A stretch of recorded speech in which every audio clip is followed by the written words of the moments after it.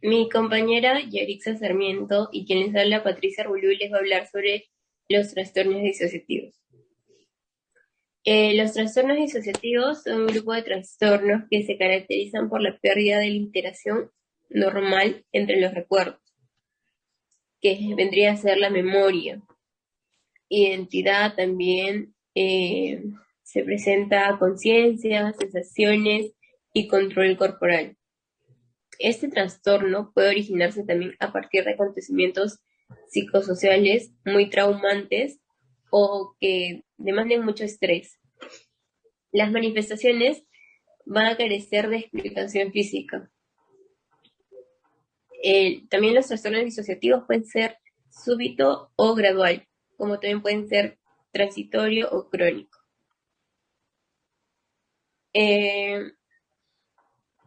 Según el DSM-5 y el CIE-10, nos dicen que las características diagnósticas son atribuidas a personas adultas o al menos también a adolescentes. Dentro de los tipos de trastornos disociativos tenemos lo que viene a ser la amnesia disociativa, que es la imposibilidad para recordar información personal o autobiográfica importante. Generalmente también se da en eventos muy traumáticos o estresantes. Esto no es como el olvido ordinario que nosotros podemos presentar, es muy incompatible con ello. ¿Qué es la fuga disociativa? Es otro trastorno también disociativo que viene a ser un tipo de amnesia en la que el paciente va a perder algunos recuerdos o incluso su personalidad. Estos eventos van a ocurrir de manera repentina o inesperada. Va a ser que el paciente llegue a olvidar quién es y esto hace que el paciente no recuerde, ¿no? O deje los lugares que solía frecuentar, ¿no? Incluso con su familia, su trabajo, sus amistades, y, y llega a creer una nueva identidad. También esto está muy relacionado con el trauma y el estrés, o sea, eventos psicosociales que se dan así. Por ejemplo, un claro ejemplo también puede ser un abuso sexual. Esto también es como un mecanismo de defensa para ellos, ¿no? Para que ellos eviten el dolor. Otra causa va a ser que el cumplimiento de un deseo oculto o anhelo del individuo. Va a ser que el paciente evada una situación de angustia o vergüenza.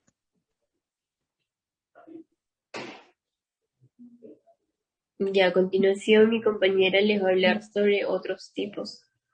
Ya, continuando con la exposición, tenemos también al trastorno disociativo, de identidad disociativo. Este trastorno antes era conocido como trastorno de personalidad múltiple. Se caracteriza principalmente por alternar diferentes identidades. La persona que padece de este trastorno eh, va a sentir la presencia de dos o más personas que hablan o viven en su cabeza. Estas identidades presentadas eh, puede tener un nombre, una historia personal, también con características únicas como diferente voz, género, el trato e incluso más cualidades físicas. Otro tipo de trastorno tenemos el trastorno de despersonalización y de realización. La despersonalización es en donde implica la sensación continua o episódica de desconexión o de estar fuera de sí mismo, como observando las acciones, sentimientos o pensamientos, em, y asimismo desde una cierta distancia, como si la persona estuviera mirando una película. Eso sería la despersonalización. La desrealización, en este trastorno es posible que como que otras personas y cosas que rodean a la persona se perciban como distantes, borrosas o como si estuviera en un sueño, y que el tiempo es como que transcurre más lento o más rápido, y que el mundo le parezca todo irreal. También tenemos el trastorno disociativo no especificado. Ese trastorno no cumple con todos los criterios de ninguno de los trastornos presentados en la categoría diagnóstica de los trastornos disociativos. Gracias. Buenas tardes, profesora. Buenas tardes, compañeros. En esta oportunidad, a mí y a mis compañeros nos toca explicar acerca de los trastornos psicóticos.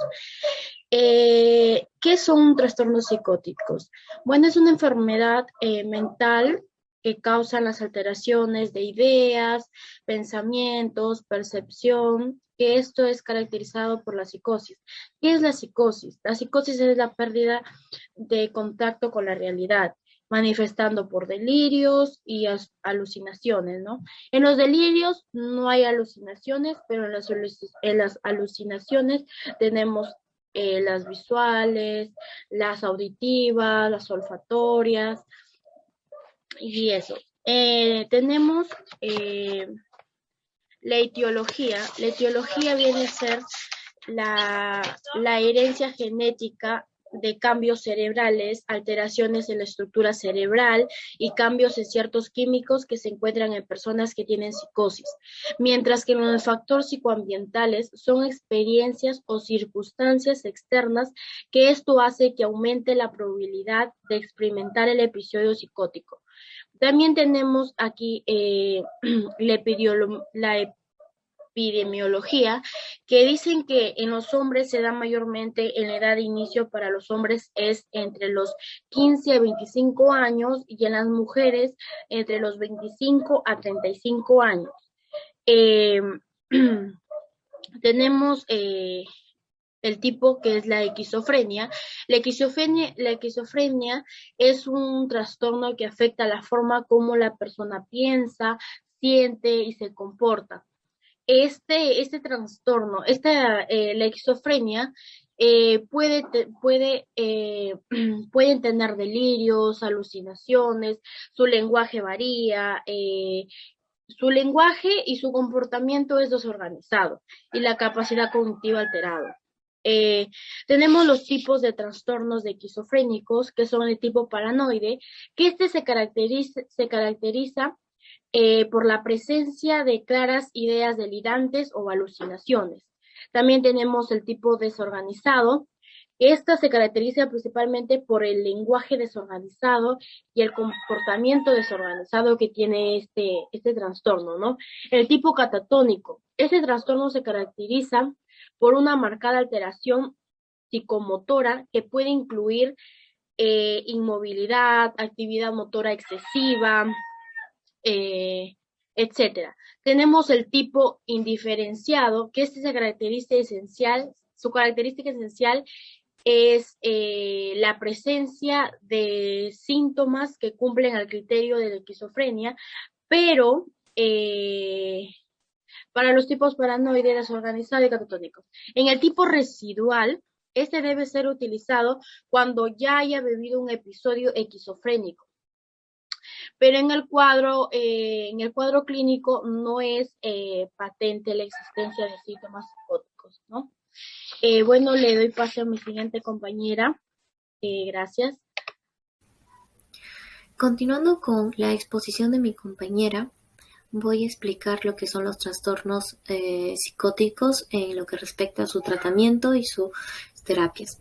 En lo que es el tratamiento, la medicación principal en el tratamiento de la esquizofrenia y otros trastornos psicóticos está constituido por los fármacos anticonceptivos introducidos en la práctica clínica, ¿no? Del ámbito de la psicología, en donde vemos que los fármacos antipsicóticos son el principal tratamiento farmacológico de estos pacientes, ya que se ha visto muy buenos resultados después de que los pacientes han llevado ese tratamiento farmacológico, ¿no?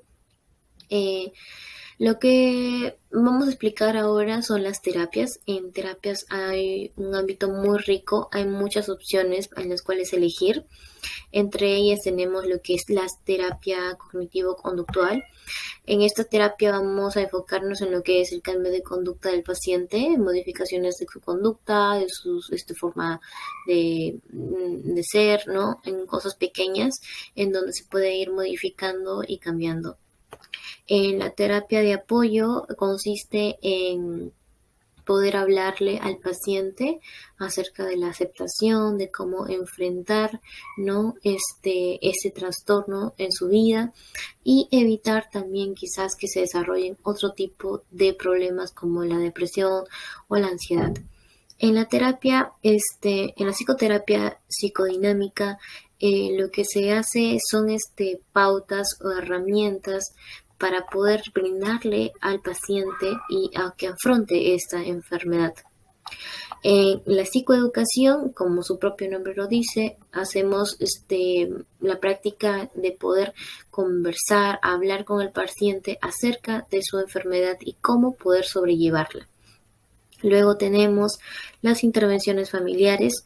En estas son muy fundamentales, ya que a veces en la familia es donde más a veces se ve afectada el paciente. Entonces la familia tiene que saber cómo sobrellevar esto, cómo poder tratarlo, tampoco sin excluirlo, ¿no? Sin dejarlo de lado.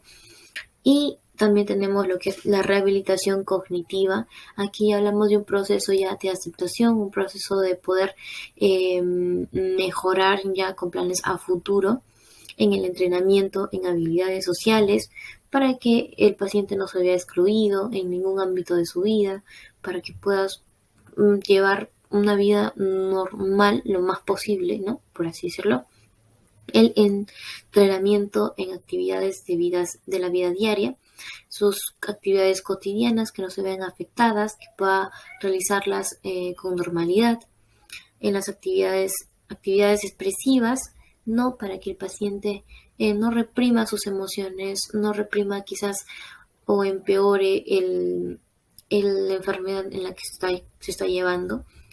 También tenemos lo que es el apoyo a la insertación laboral, ya que muchos de ellos dejan sus trabajos debido a ese tipo de enfermedades.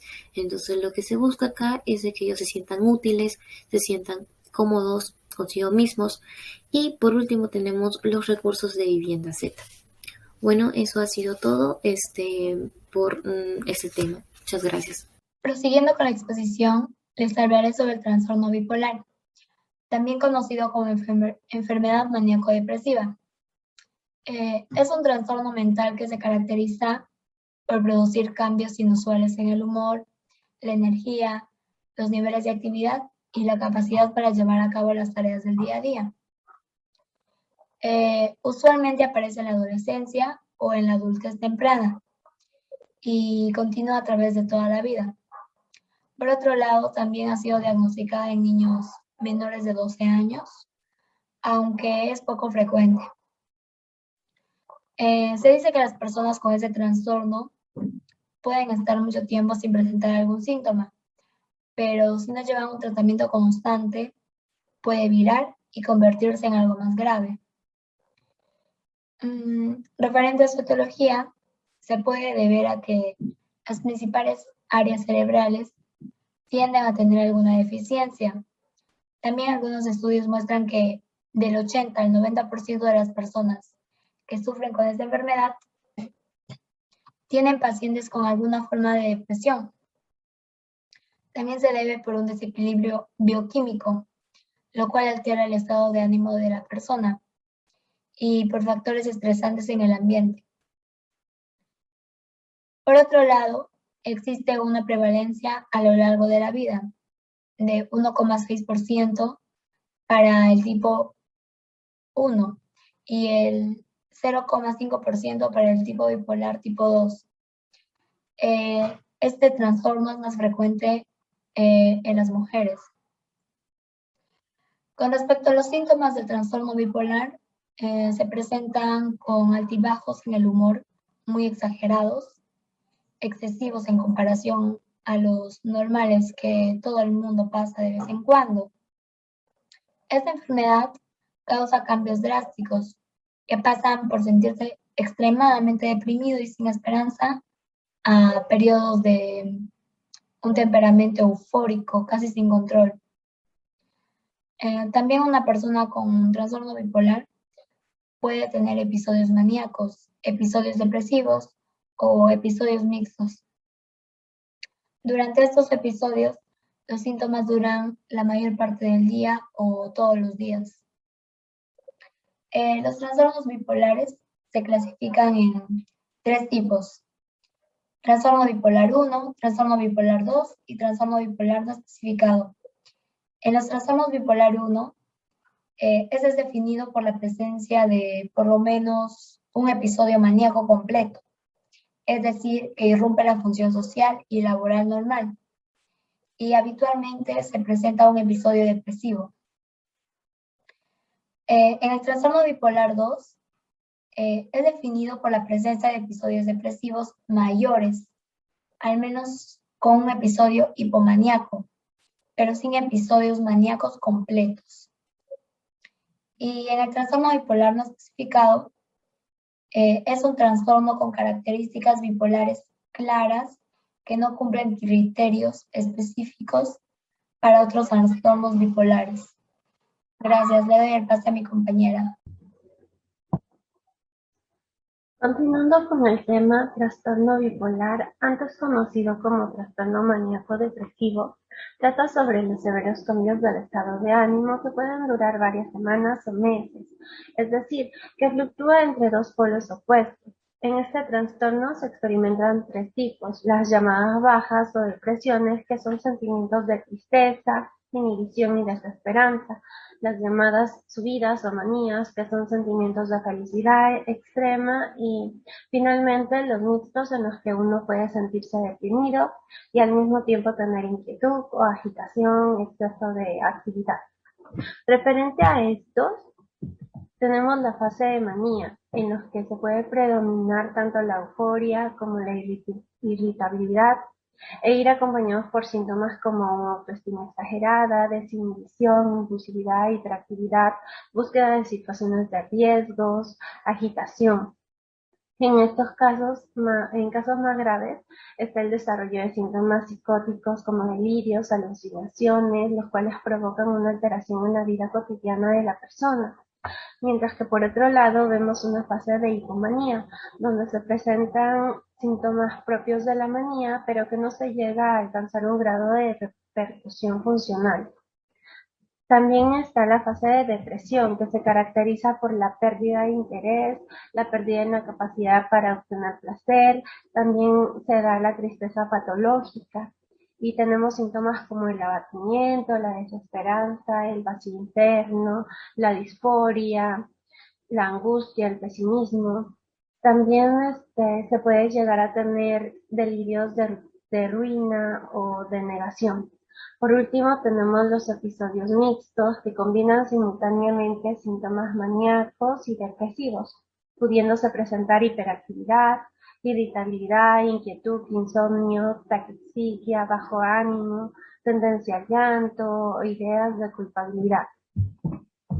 Respecto al tratamiento, se debería incluir tanto un tratamiento psicológico como farmacológico, teniendo en cuenta que a la psicoeducación, estrategias para la identificación y el seguimiento del estado de ánimo, terapias como la terapia cognitivo-conductual, y tratamientos farmacológicos respecto a las fases depresivas, como el uso de inhibidores selectivos de la recaptación de la serotonina, y para las fases maníacas y mixtas, como el uso de estabilizantes del estado de ánimo o medicamentos antisépticos.